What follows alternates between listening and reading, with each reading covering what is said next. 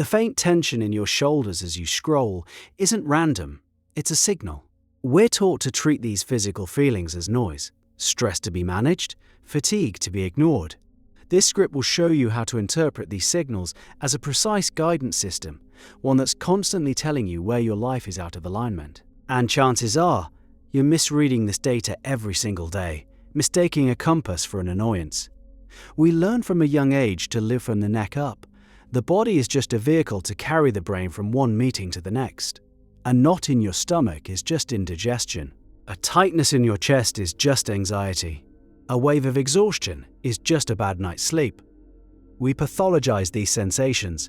We medicate them, caffeinate them or meditate them away, trying to silence the alarm so we can get back to work. We treat the body's feedback as a bug in the system. The feeling is the smoke detector. The fire is the misalignment. These physical sensations are high-fidelity data streams from a part of you that knows the truth, even when your conscious mind is busy telling a different story. Every flutter, every ache, every clench of your jaw is a piece of information. It's pointing to a conflict, a place where your actions, your thoughts, and your deepest intentions are pulling in opposite directions. You can spend years in therapy trying to excavate the source of that conflict, or you can learn to read the body's direct, unfiltered report. A report it sends you hundreds of times a day. This all hinges on a single crucial shift in perspective, from silencing the symptom to questioning it. The sensation is a messenger. Your job is to take the message, so what exactly is this misalignment the body is reporting? It sounds abstract, even mystical. The truth is mechanical. It's about coherence. Imagine trying to drive a car with the front wheels turned slightly to the left and the back wheels turned slightly to the right. You can still press the gas, you can still force the car to move forward, but what would that feel like? You'd feel a constant drag, a vibration. The engine would have to work overtime, burning excess fuel just to fight its own internal friction. The whole system would be under immense stress. That feeling of stress, of grinding inefficiency, that is the physical experience of incoherence in your own life. Misalignment is a state of conflict between what you say you want and what you fundamentally believe is true for you. It's the gap between your conscious goal and your subconscious programming. You say, "I want to be confident and speak up in meetings." That's the conscious goal. But your body holds a core belief learned in childhood that says it's safer to be quiet and invisible. The moment you think about speaking up, your body registers the conflict between these two opposing instructions. It generates friction, and that friction shows up as a physical sensation. A tight throat, a racing heart, a cold sweat. Your body is ruthlessly honest. It cannot pretend. Your mind can tell itself stories all day long about what you want and who you are. The body only knows the current energetic reality. It runs the numbers on your beliefs, your intentions, and your environment, and it gives you the result as a feeling. It's a living feedback mechanism. The problem is, we've been taught to ignore the readout. We feel the stress and think the solution is to push the accelerator harder.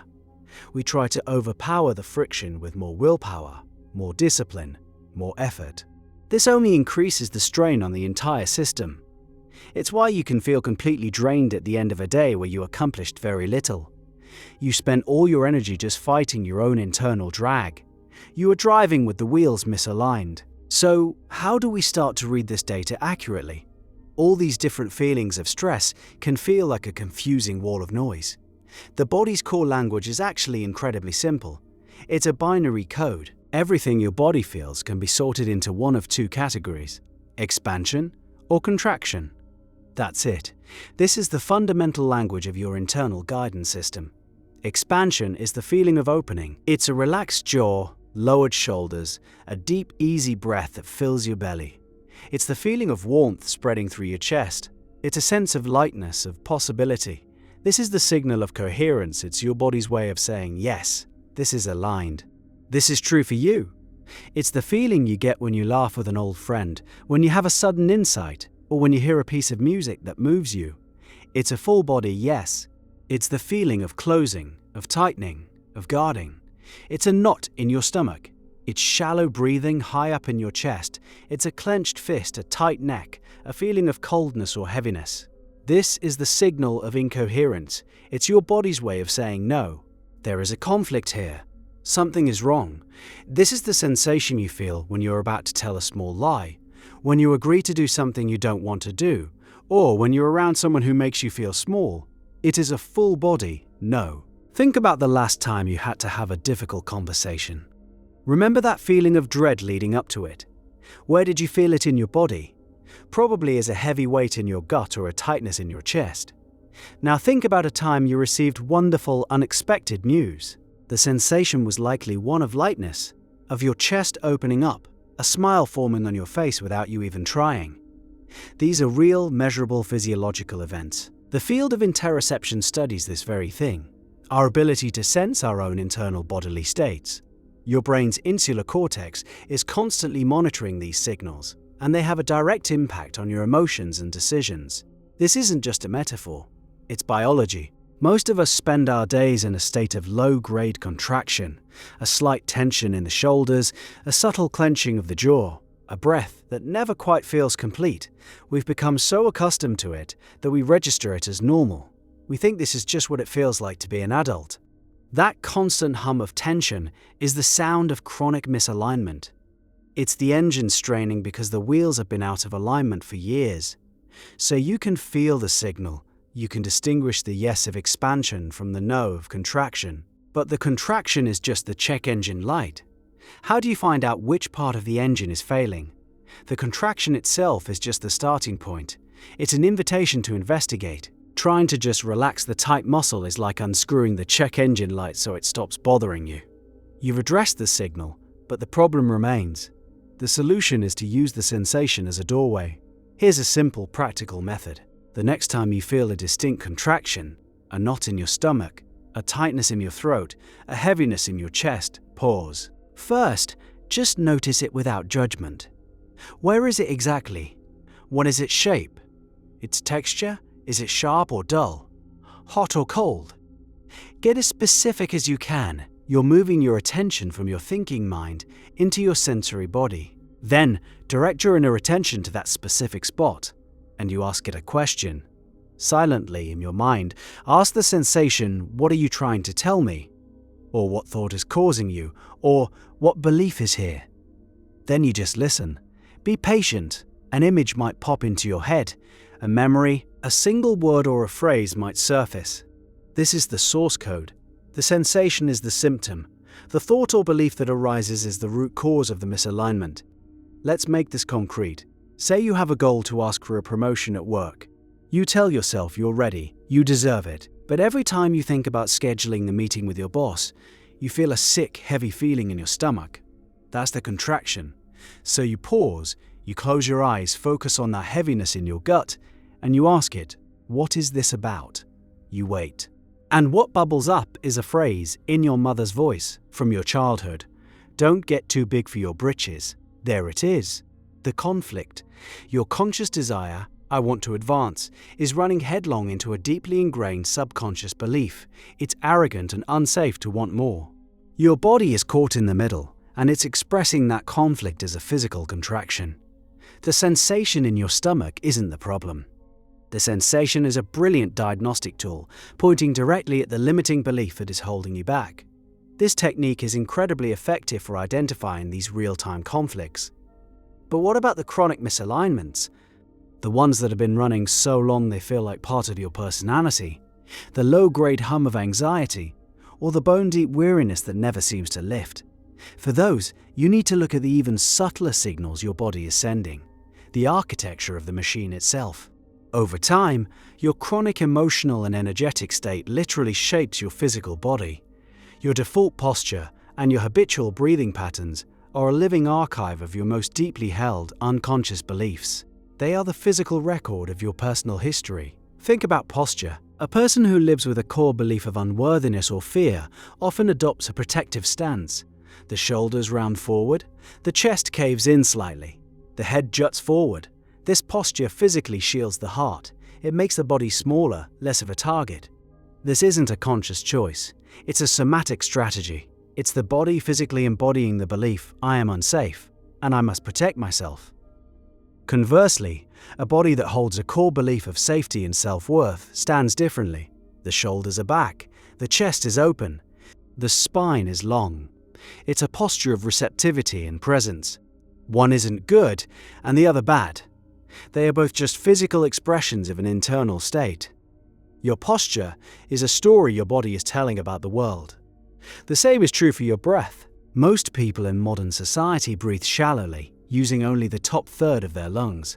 This upper chest breathing is physiologically linked to the body's fight or flight response. A person who holds the belief that the world is a stressful, demanding place will unconsciously adopt a breathing pattern that keeps their nervous system in a state of low-level alert, ready for the next threat.